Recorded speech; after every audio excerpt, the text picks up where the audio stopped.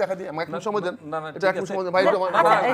আপনি দেখানোর দরকার নাই, আপনি নিশ্চয়ই পড়ে সবগুলোর ব্যাপারে আপনি পড়ে কথা বলেন, আপনি পড়ে কথা বলেন। না না আপনি তর্ক করতে না পড়ে না, না আপনি না আমি পড়ে কি তর্ক বলছি, আপনি কি বলছেন? আমি বলছি যে আপনি এটা পড়েছেন কিনা আমি জানতে পড়েছেন চাইছি। কিনা, অবশ্যই হ্যাঁ, এবং অবশ্যই সব পড়েছি, পড়ে সেই অবশ্যই গণতন্ত্রের সবকিছুর সাথে আপনি একমত হয়ে যোগ দিয়েছেন। অবশ্যই অবশ্যই। এবং সেটা আপনার সেখানে যে আকিমুদ্দিন মানে দিন কায়েমের লক্ষ্যে যে কাজ কোথায় লেখা আছে? যদি দেখাতে পারেন আপনি, যদি দেখাতে পারেন না জেনে কথা বলবেন না। না না জেনে কথা বলবেন। আকিমুদ্দিন কোথায় লেখা আছে? জামাতের মূল আদর্শের মূল আদর্শ জায়গায় ভাই আমার বইটা আনন্দ ভাই আনবে কেউ একজন বইটা দিবেন ওনাকে, যেটা বলছেন আচ্ছা কেউ ইসলামিক শাসন কায়েম করবে, ইসলামিক শাসন কায়েম বলেন। আপনি কোথায় পাইছেন এটা? আপনি কোথায় পেয়েছেন? আপনি না জেনে সর্বজ্ঞানী জ্ঞানী ভাব করেন না।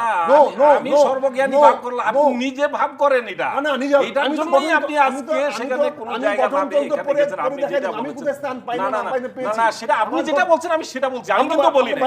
আপনিই বলেছেন, আপনি বাইরে কোথায় দেখাতে আপনিই বলেছেন যে আপনি আচ্ছা আমরা একটু আলোচনায় থাকি। জনাব আক্তার নিশ্চয়ই নিয়ে আসবে, একজন গেছে আমরা একটু আলোচনাটার দিকে চলে যাই। কথা হ্যাঁ, যে জায়গাটাতে আপনি যেটা বললেন যে কেন, আমি জিজ্ঞেস করেছি কেন ধান্দাবাজি চাঁদাবাজিদের সঙ্গে কথা বলতে আমাদের কষ্ট হয়। আচ্ছা ঠিক আছে, আচ্ছা সেটা আপনার জায়গা থেকে আপনি বলছেন। বলছি ধান্দাবাজ চাঁদাবাজদের সঙ্গে আমাদের কথা বলতে কষ্ট সেটা হয়। তো আপনার চেহারা দেখে সবাই সেটা হ্যাঁ, বলছে আমি তো সেজন্য আপনাকে। বলছি, হ্যাঁ, আপনাকে, হ্যাঁ। সেটাই আমাদের কষ্ট হয়েছে সেজন্য। আচ্ছা, আপনি আপনাকেই যে যদি এখানে ডাকবে আমি তাহলে না না সিদ্ধান্ত কিন্তু নিতে কিন্তু পারবো। কিন্তু জনাব আক্তার কিন্তু আপনি যেভাবে এখন না, কথা অভিযোগ বলছেন আপনার সাথে জি, কথা জি, না, জি, আপনার জি, সাথে জি, আশা জি। করছি না, জনাব আব্দুল্লাহ, আমি বলি যে আপনারা শান্ত হন, আমি কথা বলি, আপনি শান্ত হন, আমি বলছি যে আচ্ছা ও বই আনতে গেছে, আপনি আমার দিকে তাকান, আমার সাথে কথা বলেন, আসবে বই লাগবে। আমরা ফ্যাক্ট নিয়ে কথা বলছি, তার আগে আমরা বেসিকটা জানি। আমি আপনাকে জিজ্ঞেস করেছি আপনি পড়েছেন কিনা। জনাব আক্তার আপনি জিজ্ঞাসা জি করেন জি না, জি এটা অবশ্যই জনাব আক্তার আমরা তো সাংবাদিক একটু জানতে চাই। আমার সাথে কথা বলতে বসেন নাই, আমি আপনার সাথে কথা বলছি, উনি ওনার সাথে কথা বলতে বসেন। জনাব আক্তার বই আসবে, আপনি হাতে পেয়ে যাবেন, আনতে গেছে, একটু ধৈর্য। আচ্ছা লোকটার কাছে গেছে, লোকটার কাছে কেউ গেছে, আমি যে পরের প্রশ্ন আপনার কাছে চলে যেতে চাই সেটা আপনি যেটা বলতে চাচ্ছেন। হ্যাঁ সেটা হচ্ছে আপনি কতদিন আগে সিদ্ধান্ত নিয়েছেন জামাতে ইসলামে আসবেন? আমি গতকালকে সকাল 9টার সময়। তো আপনার সিদ্ধান্ত গতকালকে এরকম করে হুট করে কি একটা দলে চলে যাওয়া যায়? এটা কি কোনো অপরাধ হয়েছে আমার? একদম অপরাধ হয়নি, তাইলে একদম অপরাধ। আমি সেজন্য আমরা বললাম আলোচনা করেছি, 9টার সময় চার দাওয়াত ছিল, কথা বলেছি, কথা বলার পরে আমরা একটা কনক্লুশনে আসছি। আমরা জানতাম না যে আমাদের জয়েন করা যায় কিনা। আমি বলেছি, উনি বলছে আপনি কি জয়েন করতে চান? আমি বললাম আপনাদের যদি কোনো প্রভিশন থাকে আমি জয়েন করতে চাই। আচ্ছা কিন্তু আপনি যে প্রশ্নটা আপনাকে আমি করতে চাই সেটা হচ্ছে এদেশের, হ্যাঁ আমি জানি আপনি সব প্রশ্নের উত্তর দেন, সবচেয়ে বড় কথা এদেশের মানুষ মনে করে, ধারণা করে যে একজন মুক্তিযোদ্ধা সে অনেক জায়গায় যেতে পারে, কিন্তু সবচেয়ে বড় কথা যে একজন মুক্তিযোদ্ধা একটা ইসলামিক দলে মানে কি সে কি করে চলে যায় সেই জায়গাতে। আমি কেন সেই জায়গাগুলো মুক্তিযোদ্ধাকে এদেশের মানুষ মনে করে যে মুসলমান না, হ্যাঁ মুক্তিযোদ্ধাকে মুসলমান না, আমরা কি মুসলিম না? আমি সেটাই আপনি ইসলাম ছেড়ে চলে আসছি, আমি কি নামাজ পড়ি না, আমি রোজা করি না, আমি তো হজ করলাম কেন? তাহলে মানুষের পারসেপশনটা নিশ্চয়ই জানেন আপনি। মানুষের কোনো পারসেপশন নাই, কতগুলো অমানুষের। আচ্ছা কতগুলো অমানুষের পারসেপশন, মানুষের না, এগুলো অমানুষ, এরা অজাত, এদের পারসেপশন। আমরা মুসলমান দেশ, আমরা 90% মুসলমান, এটা মুসলমানের দেশ। অজাত কুজাতরাই এটা চিন্তা করে যে মুক্তিযুদ্ধ মানে মুসলমান না। জনাব আক্তার, আমার যদি মনে আছে, আমার অনেক সময় সেই কথা আমি এই মুহূর্তে এসে আপনাকে বলবো না, নিশ্চয়ই আপনিও জানেন। না চর্বিত রাস্তা সবসময় থাকে সামনের দিকে এগিয়ে যাওয়ার জন্য, রাস্তা সবসময় সামনের দিকে এগিয়ে যাওয়ার জন্য, কিন্তু সবসময় আবার এগোতে গেলেও পিছনে তাকাতে হয় না। এগোতে গেলে যে পিছনে তাকায় সে হুজুট খায় পড়ে, এগোতে গিয়ে যে পিছনে তাকায় সে হুজুট খায় পড়ে। আচ্ছা এগোতে হবে সামনের দিকে তাকিয়ে। যে প্রশ্নটা আমার আপনাকে সেটি হচ্ছে, আপনি বলছেন যে আপনি মুসলমানের দল, সেজন্য আপনি সেইখানে গিয়েছেন এবং মুসলমানের দল আপনি আপনার সঠিক জায়গাটাই খুঁজে পেয়েছেন। না সঠিক বেঠিক আমি জানি না, আমি যেটা ভালো মনে করি সেটা গিয়েছে। আপনি পছন্দ করতে পারেন, নাও করতে পারেন, আপনার অধিকার আছে অপছন্দ করার।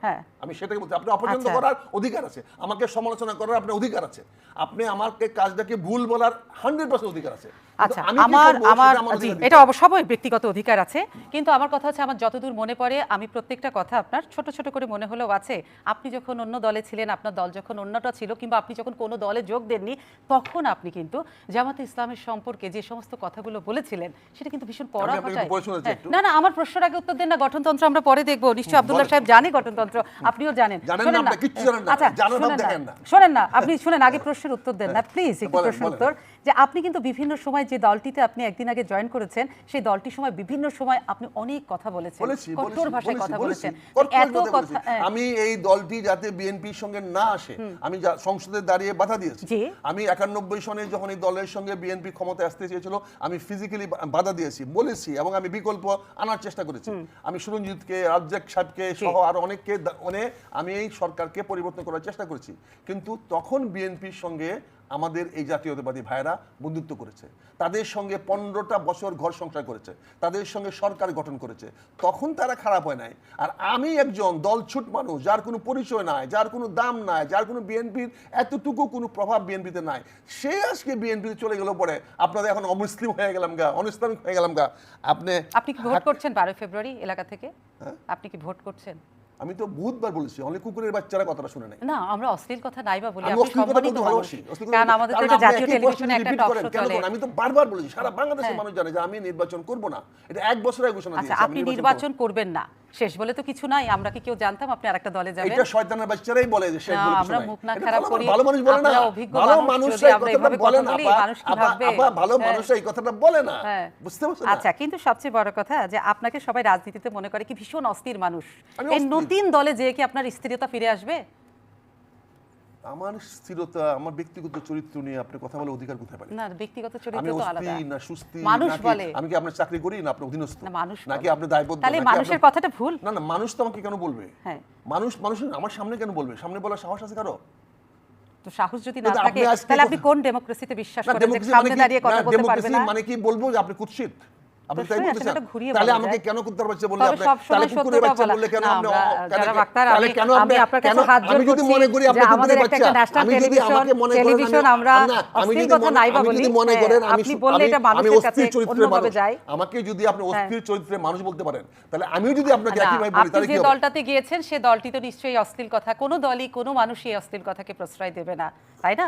তো আমরা যে জায়গাটা আরো প্রশ্ন আসবো, আপনি বলেন আপনি গঠনতন্ত্র খোঁজেন, আপনি গঠনতন্ত্র খোঁজেন, কিন্তু আপনি এতক্ষণ জনাব আব্দুল্লাহ সাহেব যে কথাগুলো শুনলেন সেইখান থেকে কি আমি আপনাকে প্রশ্ন করব? আব্দুল্লাহ ভাই দেখায় দেখ।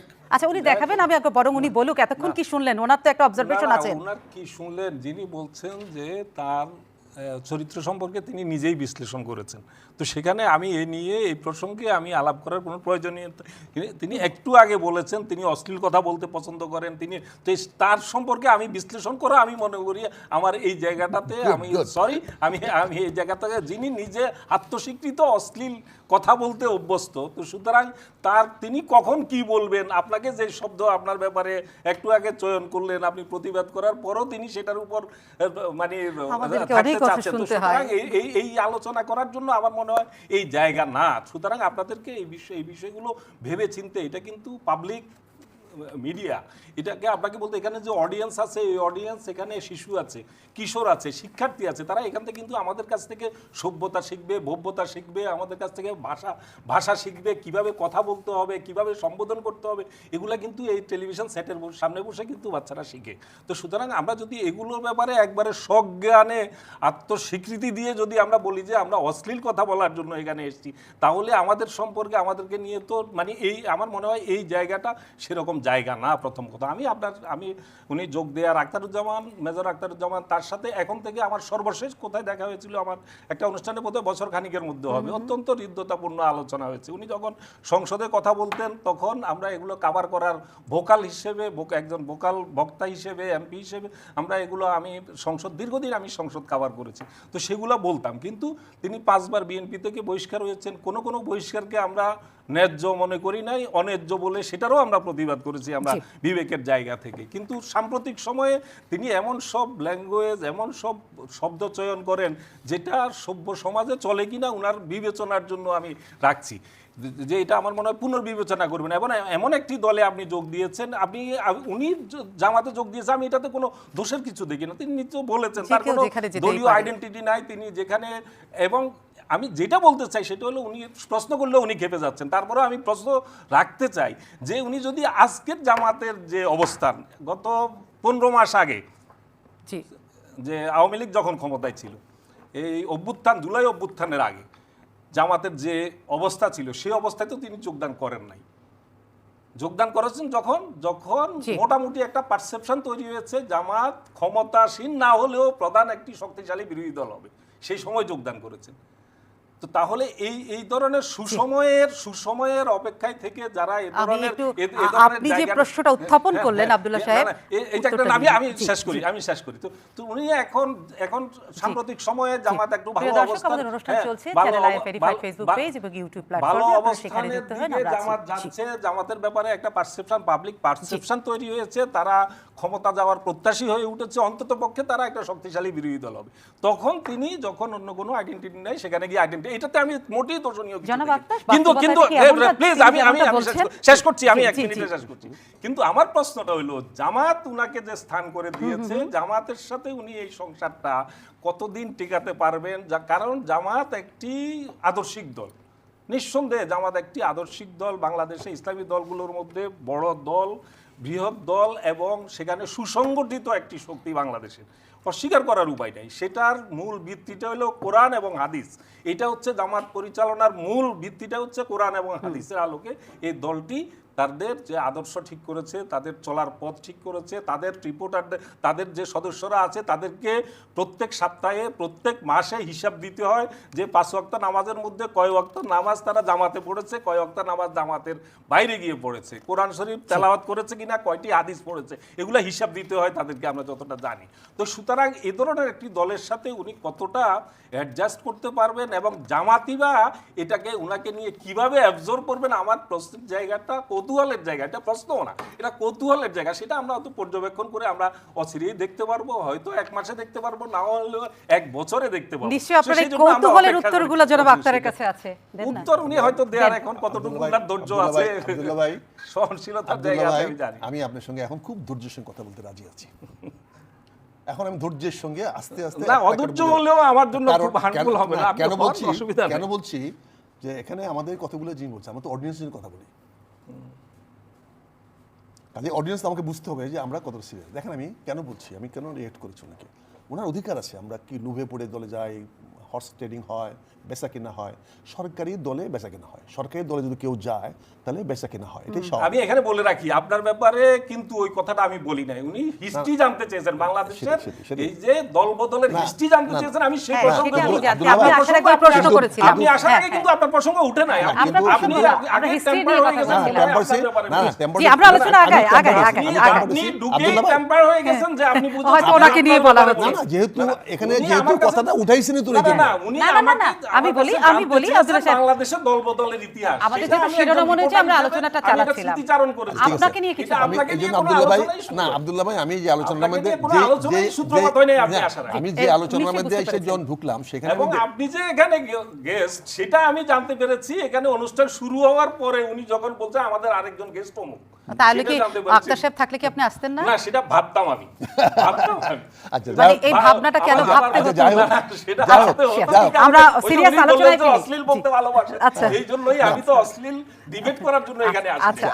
আমি এখন এই জন্য এখন শেখানোর জায়গা আমাদের। আমি সেই দিকটাতে যাই, নিশ্চয়ই আপনার কথা এখন আব্দুল্লাহ ভাই তো আমাকে জানে, উনি 91 সন থেকে আমাকে দেখে আসতেছে, আমরা আছি, আমরা তো এই কিভাবে কথা বলতে হয় না বলতে হয় সংসদে বলেছি, বিভিন্ন জায়গায় বলেছি, মিডিয়াতে তো আজকে 40 বছর কথা বলতেছি, ভালো মন্দ সব কিছু বলি। আপনি তো জানেন যে আপনার অনুষ্ঠানে কিন্তু মানিকরে কি বলছিলাম, জাস্টিস মানিকরে কি বলছিলাম, আমরা সব আমাদের মনে রাখতে হয়, সেটা বিখ্যাত উক্তি হয়ে আছে, সারা বাংলাদেশে একটা বিখ্যাত উক্তি হয়ে আছে, বুঝছেন না?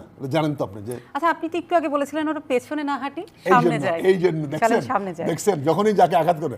এখন উনি অনেক প্রশ্ন রেখেছেন, যেটা বললাম আব্দুল ভাই, এই গঠনতন্ত্রটা যখন আমি দেখেছি, এই গঠনতন্ত্রটা বাংলাদেশ জাতীয়তাবাদী দল যে আইনে হয়েছে, বাংলাদেশ আওয়ামী লীগ যে আইনে হয়েছে, বাংলাদেশের যতগুলো রাজনৈতিক দল যে আইনের মধ্যে হয়েছে, এই আইনের মধ্যে 1980 সনে বাংলাদেশ জামাত ইসলামী হয়েছে, বাংলাদেশি জামাত ইসলামী না, বাংলাদেশ জামাত ইসলামী। এটা 2008 এ হয়েছে, কোনটা? 80 সনে হয়েছে। কিন্তু বাংলাদেশে জামাতে ইসলামী, এই বাংলাদেশ- বাংলাদেশ শব্দটা 2008-এ বাংলাদেশ- যখন ওয়াল ইমপ্লিমেন্ট গভর্নমেন্ট ছিল তখন শুধু জামাতে ইসলাম ছিল, আর প্রিয় সংশোধনের সময় ওনাদের বাংলাদেশ শব্দটা না, লাগাতে সেটা হয়েছিল। হয়েছে আগে ছিল 2008-এ, ইসলামী হ্যাঁ, বাংলাদেশ। বাংলাদেশ। পরে বাংলাদেশটা আগে এসেছে 2008-এ। 1980 সনে যে গঠনতন্ত্রটা হয়েছে, এই গঠনতন্ত্র মোতাবেক আমি পেয়েছি বাংলাদেশ জামাত ইসলামী। 2008 সালে যখন নিবন্ধনের প্রশ্ন প্রশ্ন আসলো আসে তখন এই এখানে গণতন্ত্র না, বাংলাদেশটা এই- সবার এই আগে আনা গণতন্ত্রটা হয়। নিবন্ধিত হয়েছে 1980 সনে। না, না, আমি কিন্তু যেটা নামটা, বলছি যে নামে। যে গণতন্ত্র আপনি যেটা বলছেন না না, যে- যেটার নাম হোক, আমি তো ওই 80 সনে নাম এবং গঠনতন্ত্রে কয়েক দফা অনেক পরিবর্তন এসেছে, অনেক। হ্যাঁ, আমি তো তখন অংশগ্রহণ করিনি। আমি যখন অংশগ্রহণ করেছি তখন অংশগ্রহণটা করেছি বাংলাদেশ জামাতে ইসলামী। হ্যাঁ, এটা 2008 সালেই নাম। যেই সালই হোক, আমি তো 2025 সালের কথা বলছি। কাজে আমি 2025 সালে যোগদান করেছি, আমি এর আগে যোগদান করিনি। মানে একদিনের সিদ্ধান্তে আপনি যোগদান হ্যাঁ, করেছেন। 2005 সালে। এখানে কি লেখা আছে? যেহেতু বাংলাদেশের জনগণ ও মুক্তিযোদ্ধাদের বীরত্বপূর্ণ সংগ্রামের মধ্যে দিয়ে বাংলাদেশ বিশ্বের মানচিত্রে স্বাধীন সার্বভৌম জাতি রাষ্ট্রের মর্যাদা লাভ করিয়াছে, সেহেতু এই সকল মৌলিক বিশ্বাস চেতনার ভিত্তিতে শোষণমুক্ত ন্যায় ও ইনসাফ ভিত্তিক সমাজ গঠনের মহান উদ্দেশ্যে বাংলাদেশ জামাতে ইসলামীর এই গঠনতন্ত্র উপনীত ও প্রবর্তিত হইল। এই গঠনতন্ত্রকে আপনি কি গতকালকেই পড়েছেন? কোনটা? এটা এই গঠনতন্ত্র যখন কালকে উনি আমাকে দিয়েছে, হ্যাঁ। আমি পড়েছি। আমি যখন এটা পড়েছি তখন আমি বলছি হ্যাঁ, আমি আপনার দলের সঙ্গে অংশগ্রহণ করব। মানে যোগ দেওয়ার আগে আগে গঠনতন্ত্র উনি পড়েছেন। আমাকে দিয়েছে, বলে আপনি যুদ্ধ হওয়ার আগে আপনি এটা গঠনতন্ত্র পড়ে যদি আপনি ঐক্য হন, আচ্ছা, আরেকটা ফর্ম দিয়েছে করেছে। কাজে আমি পড়ে যখন আমি দেখেছি যে আমি যে মুক্তিযুদ্ধের ধারণ বহন করি, আর এখানে যেটা বলা হয়েছে সেটা হচ্ছে বলেছে আমরা মুসলমান, আল্লাহ বিশ্বাস করি, রসুলকে বিশ্বাস করি। আচ্ছা। এখানে কোথাও বলে নাই যে আমরা ইসলামী আইন শাসন কায়েম করব, এখানে করব। তারা বলছে আল্লাহকে খুশি রেখে আমরা কাজ করব। আমার মনে হয় আল্লাহকে খুশি রাখার জন্য কি কি করতে হয়? যেমন আপনি আল্লাহকে সন্তুষ্ট রাখতে হলে আল্লাহর কোরআনের হুকুম অনুযায়ী চলতে হয়, আল্লাহ- আর রাসূলের হাদিস অনুযায়ী চলতে হয়, না হলে সেখানে- আল্লাহকে কিভাবে খুশি করবে? সেখানে বিবেকটা কোথায়? হ্যাঁ, না, সেখানে কোনো বিবেকটা বিবেক নাই, কোথায়? সেটাই তো- বিবেকটা সেটাই তো- কোথায়? এই যে সেটা আল্লাহর এখন- কোরআন অনুযায়ী এখন চল- মনে করেন আল্লাহ কোরআন অনুযায়ী, আমি ব্যক্তিগত আচরণ করছি না, আল্লাহ কোরআন অনুযায়ী আমি দাঁড়িয়ে রেখেছি, আমি 5 ওয়াক্ত নামাজ পড়ি, আমি হজ করেছি, তা আমি কি জামাতে গিয়ে হজ করছি? না, আপনিও তো খাওয়ার আগে বিসমিল্লাহ হয়ে খান, আমিও তো সংবিধানের মধ্যে বিসমিল্লাহির রহমানির রহিম ঢুকাই আমি খুব ইসলামিক হয়েছি, তা আল্লাহকে সন্তুষ্ট করার জন্য তো করেছি। না, কাজে ঠিক এই বিষয়গুলো শুনেন, আমি যারা দেখতে নারী তার চরণ বাঁকা, এটা তো পুরনো কথা আপনারা শিখিয়েছেন।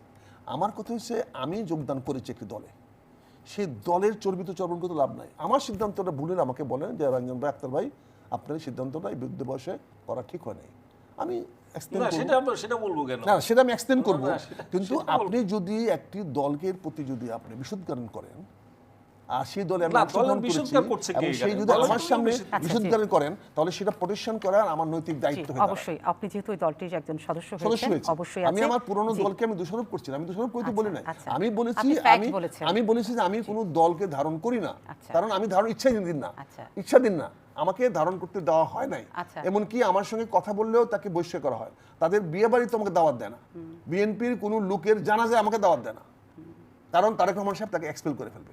এরকম একটা টেরোরাইজ করে ফেলছে তারেক রহমান সারা বিএনপিকে। আমি সেটা প্রতিবাদ করি।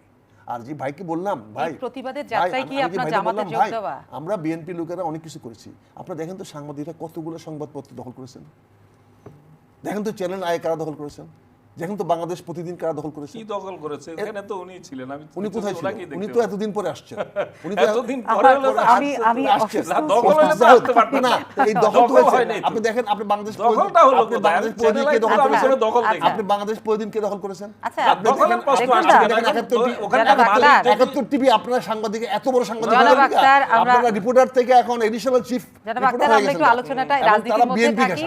এই এটা জায়গাটাতে দুঃখ লাগে, থাকি। এটা দুঃখ লাগে, আর এটা জনাব দুর্ভাগ্য। আক্তার, আপনার রাজনীতিতে নতুন একটি রাজনীতিতে প্রবেশ, এটা নিয়ে আলোচনা, সামনে ভোট, সেটা নিয়ে ধন্যবাদ। আলোচনা, এবং আমাদের আরেকটু আলোচনা তো টাচ করতেই হবে। বলেন। সবচেয়ে বড় কথা, আপনি আমাকে যদি খুব অল্প কথায় বলতে পারেন, একদিনের সিদ্ধান্তে গঠনতন্ত্র পড়ে আপনি জামাতে ইসলামে যোগ দিয়েছেন, আপনার মূল উদ্দেশ্যটা কি হবে এখন কাজ করার? কি নিয়ে কাজ করতে চান? আপনার মানে উদ্দেশ্যটা কি? আমার উদ্দেশ্য একটাই, জামাতকে তাদের প্রতি যে বেইনসাফ করা হয়েছে, তাদের প্রতি যে রং ন্যারেশন দেওয়া হয়েছে, ন্যারেটিভ দেওয়া হয়েছে, বয়ান দেওয়া হয়েছে, সেগুলোকে আমি রিওয়াইন্ড করব, সত্য কথাটা বাংলাদেশের মানুষের সামনে যেমন? তুলে ধরবো।